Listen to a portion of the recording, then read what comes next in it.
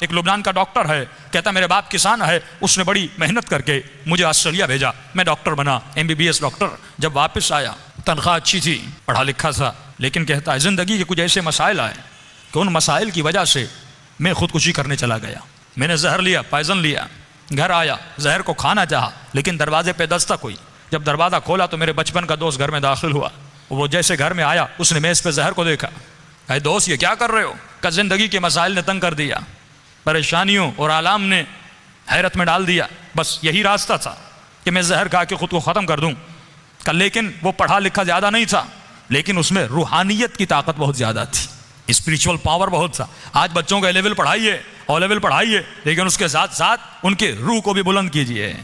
آج ساری توجہ اس پر ہے کہ بچوں کو انجینئر بنانا ہے، ڈاکٹر بنانا ہے، ہاں بنائیے، اہل بیت منع نہیں کرتے۔ فرمایا ربنا آتنا فی الدنیا حسنہ وفی الآخرۃ حسنہ، جتنا اس کی اسکولنگ کا خیال کرتے ہو اتنا ہی اس کی آخرت کا خیال کرو، کہ یہ قدر ہے، یہ احساس ہے کہ بھائی میرا بچہ مہنگے اسکول میں پڑھ رہا ہے، مہینے کی فیس 20,000 دے رہا ہوں، 10,000 دے رہا ہوں، تو مال دنیا کی خاطر یہ ماں اٹھنا نہیں چاہتی، یہ باپ اٹھنا نہیں چاہتا، لیکن صبح کو اپنے بچے کو ٹائم پہ اٹھاتا ہے، یعنی اس کی دنیا کی تو فکر ہے، لیکن یہی بچہ آخرت میں نماز نہ پڑھنے کی وجہ سے جب جہنم میں جائے گا، اس کا پورا بدن جہنم کی آگ میں جلے گا۔ کہ قبر کی پہلی رات مولا فرماتے ہیں اتنا فشار قبر ہوتا ہے کہ ہڈیوں سے ماں کا دودھ نکلنے لگتا ہے، لیکن اس بچے کو نماز کے لیے نہیں اٹھانا، اس بچے کو اسکول تو بھیجنا ہے، ڈاکٹر تو بنانا ہے، انجینئر تو بنانا ہے، لیکن مولا فرماتے ہیں وہ علی کا شیعہ نہیں جس کے وجود میں غیرت الہی نہیں۔ بچیوں کا حجاب کا خیال رکھا کرو، ان کی عفت کا خیال رکھا کرو، کہ مجلس حسین میں آ کر اس بات پر رویا جاتا ہے کہ بی بی زینب کی چادر کو لوٹا گیا، لیکن اپنی بچیوں کا حجاب کا خیال نہ رکھیں، اپنے بچوں کی غیرت کا خیال نہ رکھیں۔ فرمائیے کب ہوگا؟ جب تمہارے ضمیر بیدار ہو جائیں گے،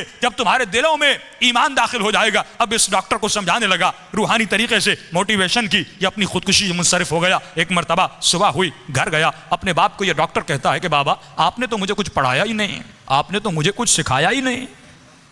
تو باپ غصے میں آ کر کہتا ہے اے احسان فراموش، میں نے اتنے پیسے خرچ کیے، اتنا بڑا ڈاکٹر بنا، آج اتنے پیسے کما رہا ہے، اس کی بجائے کہ میرا شکریہ ادا کرتا، آج یہ کہتے ہو کہ میں نے تجھے پڑھایا نہیں، میں نے تجھے سکھایا نہیں۔ کہ بابا آپ نے جتنا کچھ مجھے پڑھایا تھا، اگر کل رات میں زہر کھا لیتا میرا جنازہ آپ کے سامنے ہوتا۔ کہاں گیا پڑھنا، کہاں گیا لکھنا، کہاں گئی جابس؟ لیکن کہتا ہے اے کاش وہ میرا دوست آپ سے ملتا اور میں آپ سے ملا تھا، وہ زیادہ پڑھا لکھا نہیں تھا، اتنا بڑا ڈاکٹر انجینئر نہیں تھا، لیکن اللہ نے اس کے اندر روحانیت کی طاقت رکھی تھی۔